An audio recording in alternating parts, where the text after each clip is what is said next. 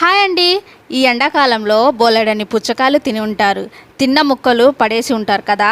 కానీ నేను ఈరోజు ఈ ముక్కలతో చాలా ఇంట్రెస్టింగ్ వంట చేయబోతున్నాను. అదేనండి, పుచ్చకాయ ముక్కలతో జామ్ చేయబోతున్నాను. ముందుగా ఇక్కడ నేను పుచ్చకాయ ముక్కల్ని పీల్ అనేది తీసేసాను. అలాగే ఒక బీట్రూట్ కూడా యాడ్ చేశాను. ఈ పొయ్యి మీద పెట్టేసి 1 లీటర్ వాటర్ అనేది వేసేసి ఈ పుచ్చకాయ ముక్కలు బీట్రూట్ వాటర్లో వేసేసి ఒక 15 నిమిషాలు చక్కగా ఉడకనివ్వాలన్నమాట. 15 నిమిషాల తర్వాత చూడండి, చక్కగా ఉడికిపోయింది కదా. బాగా చల్లారిన తర్వాత మిక్సీలో వేసేసి మెత్తటి పేస్ట్ లెక్క చేసుకోవాలి. ఇలాగా పొయ్యి మీద గిన్నె పెట్టేసి పుచ్చకాయ పేస్ట్ వేసేసి స్పాచుల సహాయంతో మొత్తం ఈ విధంగా జార్లో ఉన్న మొత్తం గిన్నెలో వేసుకోవాలి. ఇలా వేసుకున్న తర్వాత నేను 1 కప్ షుగర్ అనేది వేసేసి ఈ విధంగా మంచిగా మిక్స్ చేసుకుంటూ ఉండంగా చూడండి, ఈ జామ్ వల్ల నా కిచెన్, నా శరీరం మొత్తం ఎలా అయిపోయిందో అసలు.